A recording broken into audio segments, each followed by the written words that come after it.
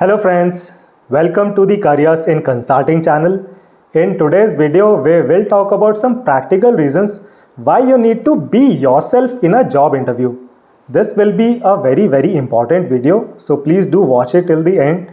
Do like it and do subscribe to the channel. So let's start. So in a job interview, you want to perform well, you want to present yourself as good as you can, and there is a natural tendency to overdo things. You would try to be someone else, you would try to do things beyond yourself. Now the clear recommendation from me would be, please do not try to be someone else. Try to be your natural self in a job interview. It is very important. And if you try to be perfect and if you try to be someone else, it can actually lower your chances of selection in the interview as well. And in the next points in this video, we will discuss about some key mistakes which people do, which you need to altogether avoid. So the first thing, people try to speak perfect English. So a lot of people, they try to speak perfect English. They try to speak English like they have never spoken before in a job interview. They try to build an accent, and all of their focus and mental energies just go on the kind of English they are speaking in the interview. Now, if you think from the perspective of the interviewer, he or she is only interested in the content you are speaking. So you have to realize this thing, and definitely good communication is a good thing. If you have natural good English speaking skills, then it is a good thing. But do not try to manufacture good English or do not try to manufacture perfect English in a job interview. Rather than that, try to speak in your natural way, how you speak in your company or how you talk up in English with your faculties, with your friends. Just speak in that natural tone. It should be good enough. More focus should be on the content which you are speaking in the interview. So this was point number one. Point number two, body language. So again, a lot of people, they try to fake body language. So they read somewhere that you need to tilt your head a certain way to look confident. You need to shake your hands in a certain way to look confident. Now again, you have to realize that you cannot fake your body language. You cannot fake looking confident. The interviewer will know that you are stressed and you are not feeling confident. Right? So do not fake looking confident, because all of your focus and energies will again go just on looking good, looking confident, having that perfect body language, and your focus will go away from the answers to the questions. And even if the interviewer gets to know that you are stressed, it is nothing to be worried about, right? Because a lot of things are at stake when you are giving a job interview. You can get stressed, and it is very normal. And the interviewers also realize the same thing, that you can be stressed. So do not try to fake your body language and spend all of your focus and energies on just maintaining that good body language. Will be the clear recommendation from my side. And let your body maintain its natural body language. It is perfectly fine. Right? Point number three, eye contact. So again, a lot of people, they read somewhere that you need to maintain a clear eye contact with the interviewer.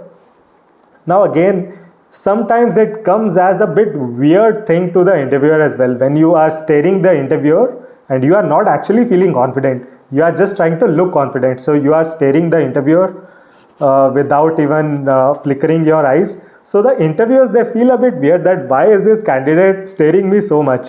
Okay, again, so do not try to fake your eye contact. Just be natural, just be normal. It actually, rather than looking as confident, you can look weird in the interview when you try to maintain that perfect eye contact. That was point number three. Point number four, dressing and grooming.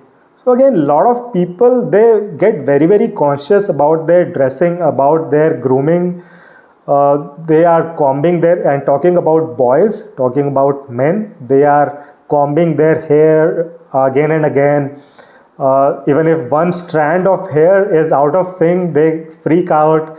They are again checking their blazer, their tie, checking their shoe polish, and whole time they are just looking at their dressing, their grooming, and checking it and correcting it again and again. Now, again, this will increase your stress levels, right? So, my recommendation would be in the morning, get ready once, do all your grooming, your dressing once in the morning. After that, chill. After that, please chill. Please realize it's an interview, it's not a photo shoot. So you do not need to look perfectly dressed, perfectly groomed at all points in time.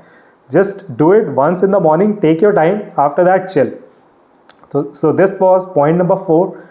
Now, point number 5, sitting posture. So, a lot of people, they read somewhere that you should maintain a 90-degree posture when you are giving an interview. So, they forcefully try to maintain that 90-degree sitting posture.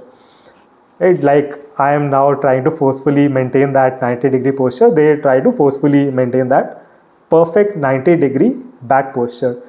But when you do not normally or naturally sit like that, you will have to forcefully correct your posture again and again, because while speaking, gradually you will start tilting in, and that may be your natural posture. Then again, you get a bit conscious that, oh, I was tilting forward, now I need to again go back to the 90-degree posture. And the interviewer also feels like, what is happening to this candidate? Why is he or she again and again just going back in the seat? And your line of thought will also get broken. You may be giving a very, very beautiful answer, and suddenly you get conscious and create that 90-degree posture. It may affect your line of thought as well. So again, the focus goes away from your answers, from the content, to some things which really don't matter. The interviewers, they don't rate you on these things, that which candidate had the perfect posture, which candidate had the perfect body language. So they are not evaluating you on these things, they are just evaluating you on the content. And in the next few pointers, I will talk about those things as well. So do stay with me till the end of this video. So this was point number 5, sitting posture. Point number 6, eating food before interview. Now this is another topic on which you will find lot of formulas, lot of algorithms. Some articles will say that you should not eat 2 hours, at least 2 hours before interview you shall not be eating anything, or eat some brain foods before the interview. Now again, this is a classic case of overthinking things. Right? Do not overthink so much. You have to realize that it's an interview. Consider it as another call. Like in your corporate life, you would have multiple 3 to 4 to 5 calls every day. Consider this interview as well as another call. So definitely do not stay hungry. Do not starve yourself before an interview. Do your meals, take your meals at the normal times at which you take every day. And do not be so conscious that if you do not take some brain foods, or if you eat half an hour before the interview, then you are screwed. Okay, so do not be so much formula driven. And you have to realize that if you are not prepared for the interview, no brain foods can get you through that. Right? On the other hand, if you are well prepared for the interview, then even if someone wakes you up at 2 a.m. in the middle of the night, still you will be able to give very good answers. Still you will have very good posture, very good body language, because you were well prepared for that interview. So those brain foods, these kind of formulas, algorithms about eating or not eating before interviews are not going to get you through the interviews. It's your preparation.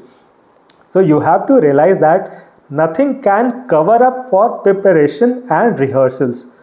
So the clear recommendation from me would be, prepare very, very well for the interview, especially your resume. Every point in the resume, you should prepare a good answer for every point you have in your resume. And I would say you should have an answer of 5 to 10 minutes for every pointer which you have written in your resume, because mostly the interviews are about your resume only. And also there is a set of 10 to 12 standard questions, and one of these questions, tell me about yourself. I have already uploaded a video on that. You can watch that video as well, providing the link in the I button section. So like this, there are 10 to 12 standard questions. So you need to prepare answers for these standard questions, and I would say you can rehearse the answers as well. So prepare well, rehearse the answers, and after that, once you are prepared well, once you have rehearsed the answers to these questions, you will see that every other thing will fall in place by default, will fall in place naturally. So naturally, when you are prepared well, you are rehearsed well, you will naturally have a good eye contact. You will naturally be able to speak good English. You will naturally be able to feel confident. You will naturally have good posture, good eye contact, good body language. You will not have to force yourself. So everything depends on how well prepared, how well rehearsed you are about the answers to the questions which are asked in the interviews.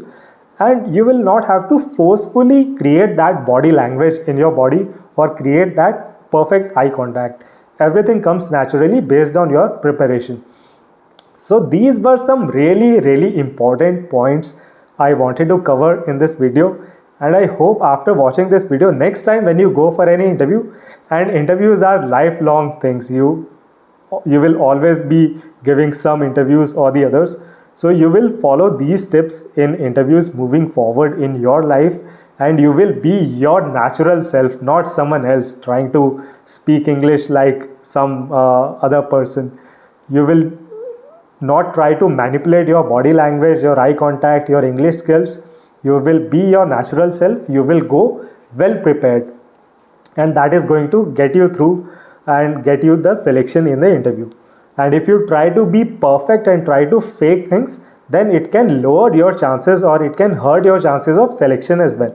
So do make a note of these points. I hope you liked the content in this video.